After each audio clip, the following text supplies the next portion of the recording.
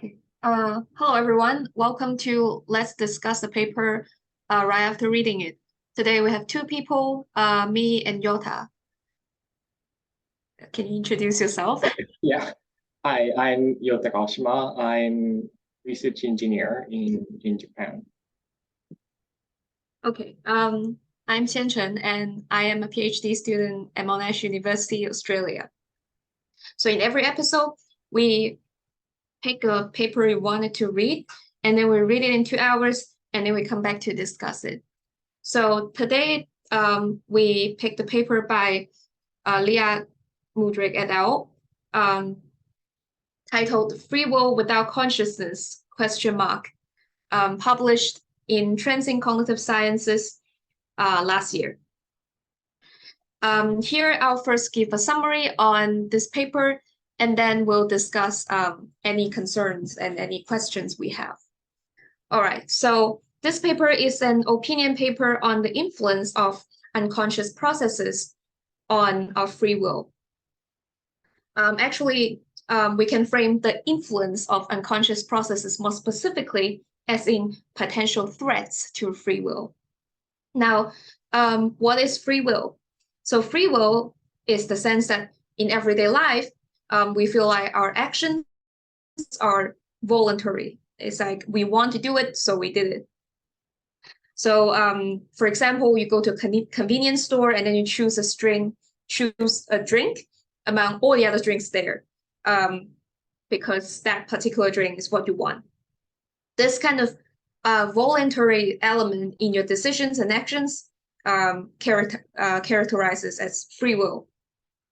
And most of the time, free will is, what we feel like for our own decisions and actions. Nobody manipulates you or forces you to choose or do something over something else. However, a body of research in psychology found that your decision and actions can actually be manipulated by many unconscious factors that you are not in control of. And these unconscious processes, because they're unaware by us, raises the question that maybe we are not so free, or maybe we are not free after all. So in this paper, the authors will summarize 4 categories of research on the unconscious factors on free will and discuss to what extent these findings threatened our freedom. Now, I'll first summarize the 4 categories, and then I will discuss the author's opinions on them. Now, for the 4 types of findings, the first type is the type of experiment that manipulate the context of decision or manipulate the way the decision alternatives are presented to the agent, which will subsequently influence people's choice. There are many very famous effects under this category, but I'll talk about 2 of them. One is nudging effects. In this case, the participant is listed with a bunch of decision alternatives. You can choose option A, option B, option C, D, whatever. But at the same time, they will tell you that one of the options is the default or is chosen by the majority. In this situation, the participants are just more likely to choose the alternatives that are framed as the default or as favored by most people. Another effect under this category is mere exposure effects, which is simply just someone choosing whatever that they are exposed the most to.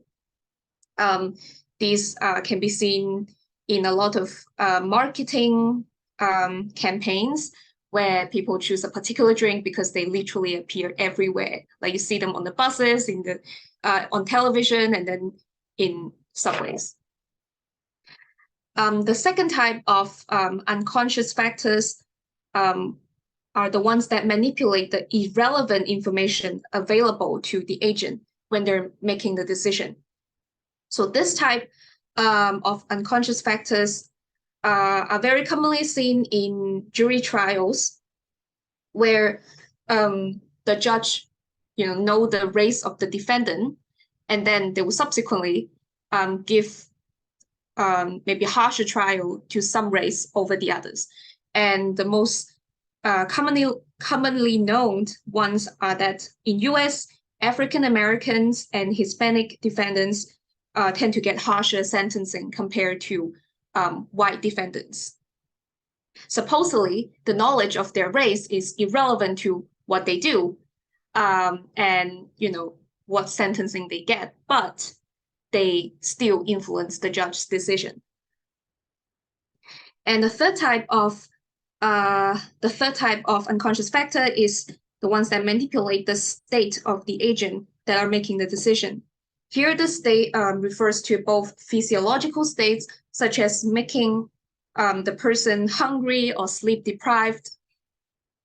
And it can also mean a cognitive state where you have the agent to make the critical decision after making them to deal with a lot of cognitively demanding tasks, or have them to decide on a lot of things that needs a lot of consideration. At this stage, at the point they're making that critical decision, they already are depleted of the mental resources for making decisions reasonably. And it is called depletion, mental depletion. Anyways, so these are the unfavorable states that you can make an agent to be in when they're making the decisions. And when they're in these states, people make decisions more relying on their own heuristics rather than evidence, reason, and ethics. And the fourth type of unconscious factor is basically unconscious priming. So the previous three types of unconscious factors are all something that you are aware of, right? You're aware of the race of the defendant when you're sentencing them, although you're unaware of how race play into your decision. But in this fourth category, you aren't even aware of the influencing factor.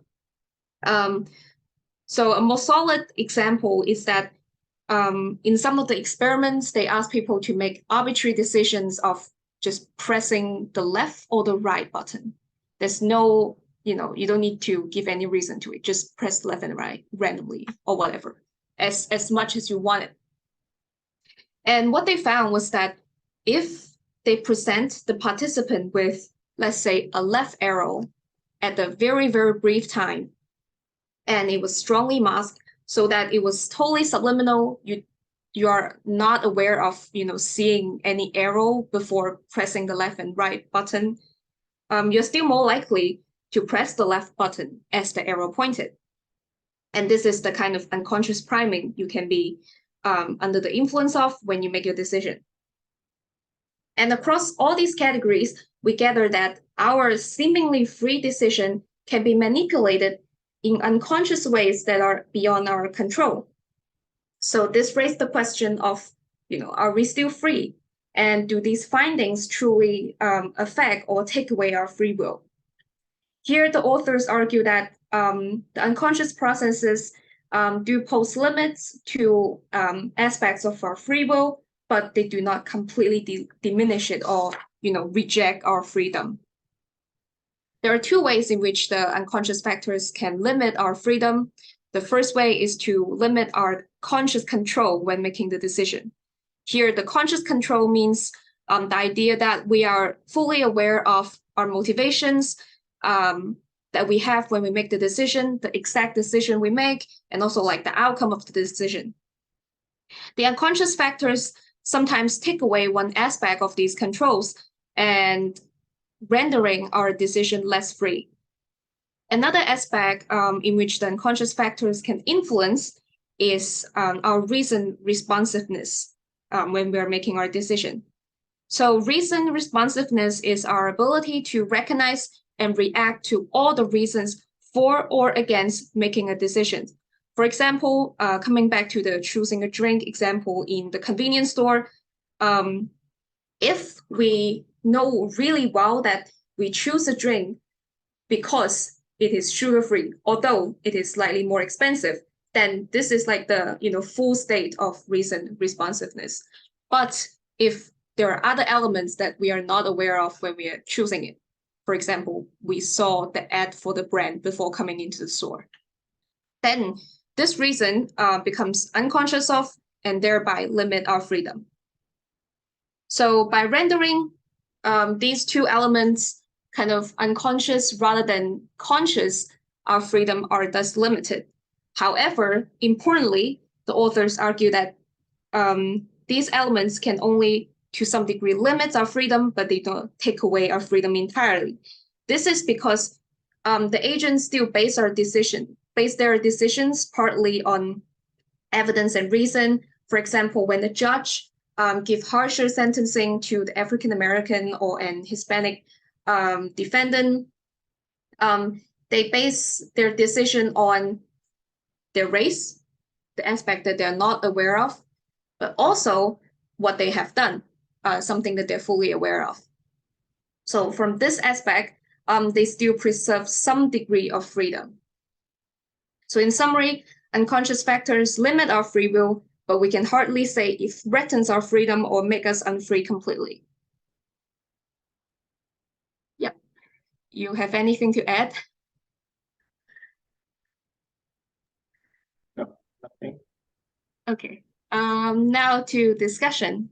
Do you have any concerns or questions? First, the comments. So this paper was interesting, but at the same time, some parts was a little bit difficult to understand. For example, the definition of free, in the sense of what is free will. Yeah. Yeah. In the, I think, introduction part or at the beginning, they mentioned that some,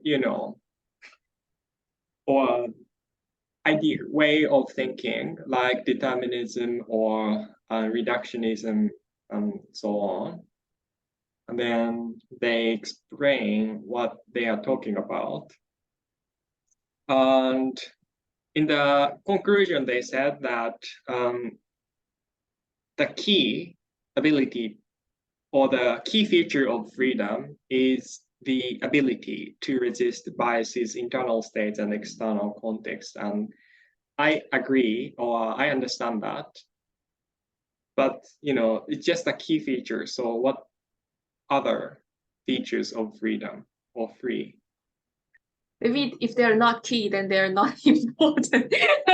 They're not defining factors, then maybe. Well, okay, but anyway, so but basically, I agree or understand their claim, I think.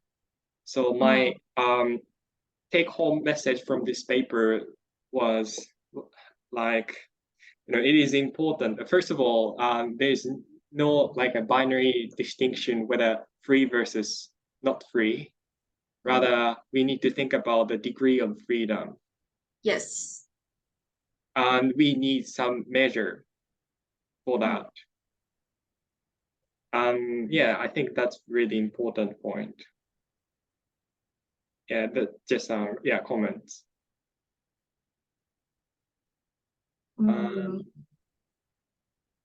Yeah. Yeah, I think this seems to be related to some of not their concern, but general concern that I heard from other people about unconscious processing research, which is its effect size. Pretty much the degree to which it can influence our freedom is closely associated with the effect size of these things, to what extent you can alter someone's decision by manipulating these factors. If, with all possible manipulation you can do, you can only manipulate the decision by a little bit, or you can only manipulate rather trivial decisions, something like which brand of chips you want to choose, or whether to eat healthy food and unhealthy food. Then after all, overall, it is not a threat to your freedom then. So I think in their literature review part, they mentioned many different types of studies which can change or can influence the decision making. But I think it's better, or at least they said that they took these studies as a face value. So as you mentioned, the effect might not be strong. And I think just before the conclusion, they mentioned that in order to, empirically test or to obtain empirical evidence for free will versus not free will is really strong effect in a sense. I think, I'm not sure whether we will have that kind of, design or stimulus. Yeah. What you're saying is, can any empirical evidence threaten free will section? Yeah. Yeah, I think they list the condition for any of these effects to diminish freedom completely. Yeah. And, which I understand as a really, really strong effect, right? You have to be very, very you need to reach these levels to argue for a complete deletion of freedom. Yeah. And the other point is that, decision making can be influenced by not only single factor, but, several factors. So in that sense, by focusing on only one, experimental parameter is enough to say, oh, we have free will versus not free will. It's really difficult, no?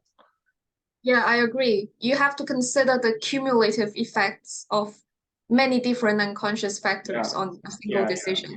I mean, any single unconscious factors may have a minor effect, but together they might alter the overall decision by a lot.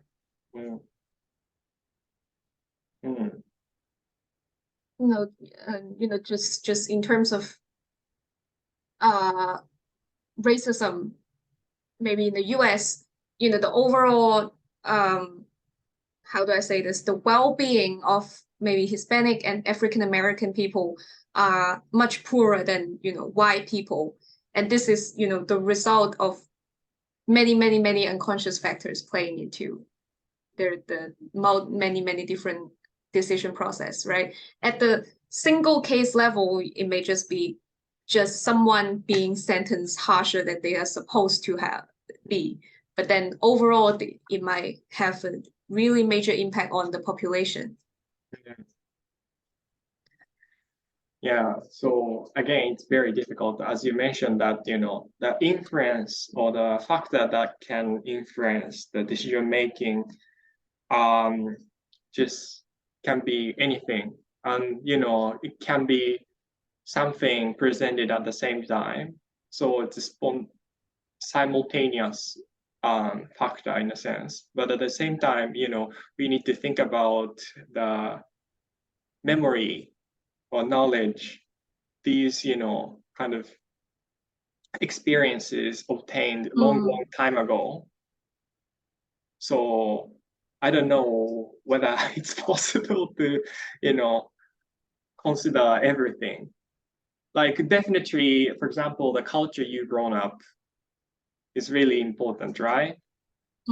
But how do we measure that? I guess, that affect, hugely affect the decision making, I think. Yeah. So, yeah, it's difficult. I remember like they had a experiment, I think it's done on US police, on like shooting like playing a shooting game or something, and they're more likely to shoot on, people looking in a certain way, with a certain appearance over the others. And it's completely automatic. And this is, this may play into, these little unconscious factors accumulating in their everyday life, and also the repeated biased action they perform, over time that, accumulates in memory together that makes them perform in a particular way, even in a shooting game. So I feel, I don't know whether it's meaningful to discuss whether the free will exists or not, but rather it's more, reasonable meaning to, measure how each factor can affect decision making. To what extent? Yeah. And in what condition, in what situation. That's, kind of, concrete step to hopefully reveal the existence of free will. Yeah. And also the other major threat to free will is, something that they bracketed in this paper, which is the neuroscience part of decision making, right? It was the unconscious, not like it was the unconscious processing that occurs before before the decision that determine the content of your decision, not your conscious decision itself. So in a sense, you, the agent, don't make the decision, but your brain, the unconscious part, is making the decision for you. Yeah. So I think that's also a very key challenge to free will. And it's very hard to argue against, those points. So in a sense, to look for free will or to argue for the existence of free will against these is very difficult. But like you said, to understand what extent people's decisions might be influenced is more meaningful and more what is the word for something being material rather than arbitrary? Arbitrary. I forgot. Yeah, I just cannot find the word. Okay. Yeah. But yeah, I mean, having said that, I think it's interesting to discuss, free will itself. It's controversial, really philosophical, but just interesting. Yeah. And I also think free will is one of those research that criticize for their naturalist level of being naturalistic a lot, right? Why are you asking people to choose between these options? In real life, they probably don't have these options, or they have more than these options. Can easily be criticized for these. And in the end, the problem is that you may find the effect of this factor on people's decisions, but it's probably just on these very specific decisions with these specific categories or numbers of alternatives available. If you change it a little bit, then maybe the results are different. Yeah. Yeah. And so again, I think I mentioned this first, or I asked this first at the beginning. But the question is, what is free? So, some people might have, different opinion, right, about freedom. What do they mean by saying free? So, yeah. I think the recent responsiveness gives a pretty good definition to it. When you make a decision, you need to make sure you have considered all the options. And you don't let yourself make a decision because other people are making it, or like some unconscious, some elements that you're unaware of are kind of nudging you to make a certain decision. Yeah, but again, you mentioned that they didn't talk about any neural mechanism, right? And Yeah. the reasoning, comes from some neural activity, which can be, initiated by some unconscious factors or, external factors. And Yeah. that means that it's not free, right? Yeah. So Yeah. Yeah. Well, maybe you're not free after all. And yeah. another way of looking at freedom is that you are free to act on your decisions, even if the decision was produced in a way that is unconscious, if you know what I'm talking about.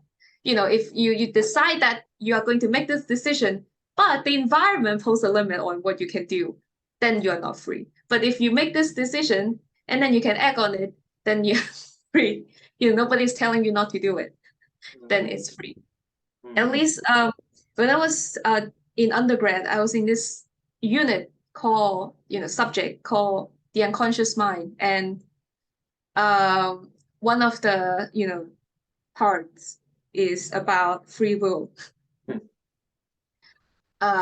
And then the essay topic for free will is exactly that. Do we actually have free will when the neural mechanism of our decision occurs before we are consciously aware of it? And I was really interested in consciousness at the time. I'm still very interested in it right now. And so I initially choose this topic, but there's just no way to argue for free will. And also the reference material was review paper on free will. It basically argue against all the possible opposing arguments I can ever come up with. So I just gave up on that topic. And in the end, it's that review paper. That's what the review paper said. So long as we are freely acting agents in our environment, we are still free. But the mechanism, let's not bother by it.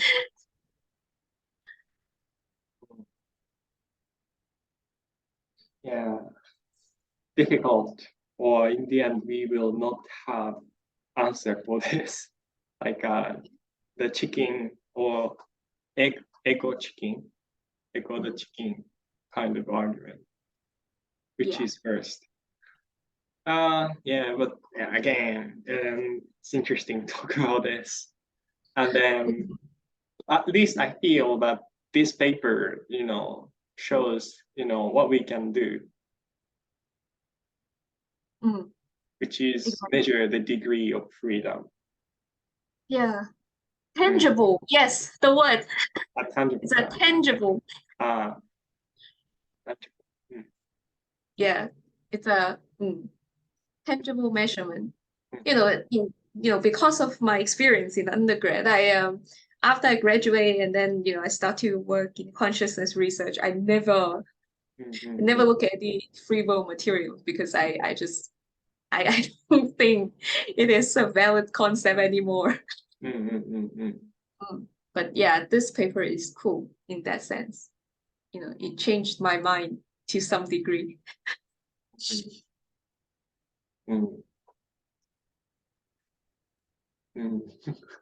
Yeah. I now kind of came up and like an idea that the free will never exist. The reason why is that our brain you know as is kind of physical, right? So the Mm. behavior is determined by the physical property, which Yeah. means that the possible outcome is determined by the external factor. Therefore, free will never exist or something like that. Yeah, I mean, you will quickly come to uh, you quickly come to the conclusion of like consciousness is not functional. You know, you're just consciousness is just there, and then just some stuff going there, but then your entire physical body and brain just do whatever. You know what I'm saying? Yeah. Hmm. And also, we are in a society and we are surrounded by people. So when we make decisions, it's impossible to separate the influence from the environment. And away from our just volition in a sense. Yeah, that's true. That's true. Other comments? Maybe one thing is that, it's interesting that, the relation between free will and unconscious processing has rarely been discussed. At least that's what they say, right? I think. Which I thought interesting because obviously, after reading this paper, it's, highly relevant. So, yeah, that's just another comment. Yeah. When I was in undergrad, these kind of things get talked about a lot. The race and gender play into judicial decisions. Promotion are influenced by applicants' genders. But and at least it's not very commonly talked about in our lab because our lab does not really do decision stuff.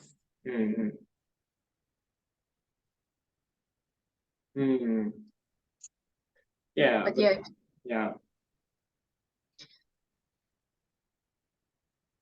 And somehow I remember somewhere saying that, the act of the reviewers signing their own reviews, it used to be anonymous, but right now, some people are promoting this transparency, so they would explicitly sign their name under their own reviews as reviewer. And some people argue against doing that because if your name appeared obviously that you are male, then it may influence maybe the I don't know to what extent the authors consider your suggestions, something like that. Just don't explicitly sign your name there. That's what they say. And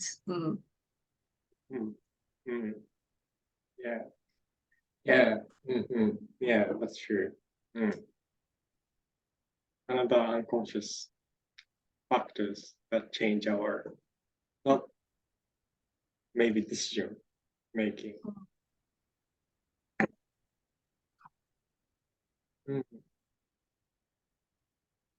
Anything else? No for me. And also not for me. Okay, then shall we finish the discussion now? All right. Okay, then see you. Bye bye. Yeah, bye bye.